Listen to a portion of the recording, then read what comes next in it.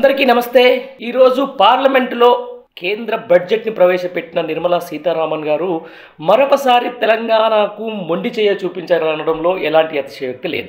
ఎందుకంటే గత 10 ఏళ్లుగా తెలంగాణపై ఒక కక్ష సాధింపు ధోరణికి చేపడుతున్నట్టుగా ఏమాత్రం బడ్జెట్లో కేటాయింపులు చేయనటువంటి ఈ యొక్క కేంద్ర ప్రభుత్వం మరోసారి ఈసారి కూడా ఖచ్చితంగా తెలంగాణ రాష్ట్రం పేరు కూడా కనీసం ఊసే లేకుండా ఈరోజు బడ్జెట్ ప్రసంగాన్ని ముగించేశారు। ఏదైతే పక్క రాష్ట్రంలో ఉన్నటువంటి ఆంధ్రప్రదేశ్కు ప్రత్యేక సంబంధించిన ప్యాకేజీ కానీ పోలవరం ఎమ్మటెమ్మటే త్వరిగతిన పూర్తి చేయాలని చెప్పేసి కానీ ఆ తర్వాత అమరావతికి సంబంధించిన దాంట్లో కూడా 15,000 కోట్లు ఇచ్చిన నేపథ్యాన్ని మనం ఒకసారి చూసుకుంటే మాత్రం తెలంగాణలో ఎలాంటి పెట్టుబడులకు కానీ లేకపోతే తెలంగాణకు సంబంధించిన ఎలాంటి ఊసు కూడా లేకుండా ఈరోజు బడ్జెట్ ప్రసంగం ముగియడం అనేది తెలంగాణ ప్రజలు అలాగే తెలంగాణ సమాజం కూడా కొంచెం ఆవేదనకు లోనవుతున్నమాట వాస్తవం। ఎందుకంటే గతంలో మనం చూసినాం ఏదైతే ఈ తెలంగాణ రాష్ట్రం నుంచి కూడా ఈరోజు ఎన్డీఏ కూటమికి 8 మంది ఎంపీలు ఇచ్చిండ్రు, అలాగే కాంగ్రెస్ కూటమికి కూడా 8 మంది ఎంపీలు ఇచ్చిండ్రు। వాళ్ళు కూడా ఎలాంటి ఈ తెలంగాణకు సంబంధించిన దాని మీద బడ్జెట్ కేటాయింపులో ఎలాంటి ప్రభావం చూపించలేకపోయిర్రు అనేది మాత్రం ఇక్కడ స్పష్టంగా తెలుస్తూ ఉంది।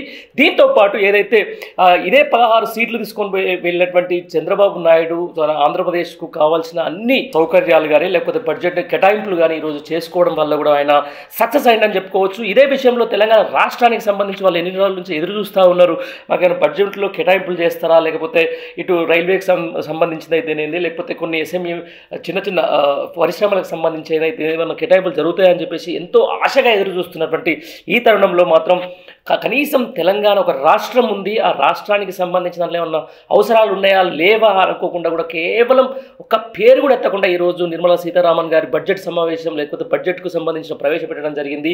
ఈ దాన్ని మాత్రం ఖచ్చితంగా తెలంగాణ సమాజం ఖచ్చితంగా కూడా ఖండించాల్సిన అవసరం ఎంతైనా ఉంది।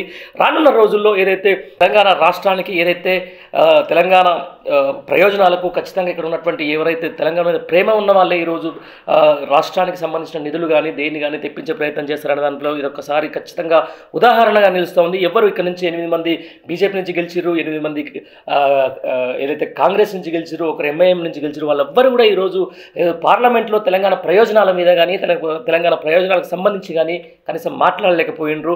ఆ మాట్లాడలేకపోవడం వల్లనే ఈరోజు తెలంగాణ సంబంధించి కూడా బడ్జెట్ కేటాయింపులో ఒక సింగిల్ ఎన్పీ కూడా రాకుండా కూడా ఈరోజు బడ్జెట్ అనేది కూడా బడ్జెట్ అనేది ప్రవేశపెట్టడం జరిగింది।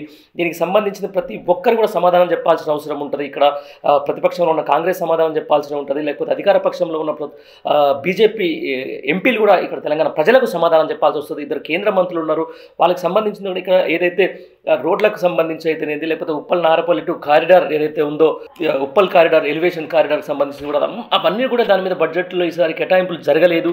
ఆ కేటాయింపులు జరగని నేపథ్యంలో కూడా తెలంగాణ ప్రజలు కూడా ఖచ్చితంగా వాళ్ళని క్వశ్చన్ చేసే అవకాశం అయితే ఉంటుంది రానున్న రోజుల్లో। ఎందుకంటే ఎన్నో ఉంటుంది, కొత్త రాష్ట్రం ఇప్పటికే 10 ఏళ్ల నుంచి ఇప్పుడు అధికారంలో మార్పిడి జరిగింది। ఇక్కడ కూడా ఉన్నటువంటి ప్రతిపక్షంలో కాంగ్రెస్ ఎన్డీఏ కూటమి నుంచి ఇండియా కూటమి కూడా వీళ్ళు కూడా ఇక్కడ తెలంగాణకు సంబంధించిన దాంట్లో నిధులు తీసుకొని రావడంలో లేకపోతే బడ్జెట్ కేటాయింపులు తీసుకొని రావడం కూడా విఫలమయ్యారని చెప్పేసి కూడా మనకు స్పష్టంగా తెలుస్తూ ఉంది। ఏదేమైనా కూడా రాష్ట్ర ప్రయోజనాలకు సంబంధించి ఈరోజు మరొకసారి పార్లమెంట్ వేదికగా తెలంగాణ ఊసే లేకుండా పోతుంది, తెలంగాణ ఉనికే లేకుండా పోతుంది, తెలంగాణ ఉనికే ఒక ప్రశ్నార్థకంగా మారుతూ ఉంది అనేది మనం ముందు నుంచి చెప్తా ఉన్నాం। ఏదైతే ఇక్కడ ప్రజల యొక్క అస్తిత్వానికి సంబంధించి గౌరవానికి సంబంధించి ఎవరైతే కాపాడుతారో వాళ్ళని గెలిపించుకుంటే ఈరోజు పార్లమెంట్ వేదికగా ఈరోజు బడ్జెట్ సంబంధించి అయితేనేది లేకపోతే బడ్జెట్ కేటాయింపులు అయితేనేది కూడా వాళ్ళు ఖచ్చితంగా కొట్లాడే అవకాశం ఉండే। కానీ ఏదైతే జాతీయ పార్టీలకు సంబంధించి ఇద్దరు చెరిసగం పంచుకున్నటువంటి ఈ 2 పార్టీలు కేవలం పార్లమెంట్లో సీట్లో కూర్చోవడానికి పరిమితమైంది తప్ప తెలంగాణకు ఏమైనా ఇసుమంతా కూడా ఉపయోగం లేదని చెప్పేసి కూడా ఇటు తెలంగాణ సమాజం కానీ తెలంగాణ మేధావి వర్గం కానీ తెలంగాణకు సంబంధించిన ప్రజానికం కానీ అనుకుంటున్నమాట స్పష్టంగా చేసుకోవచ్చు। Thank you.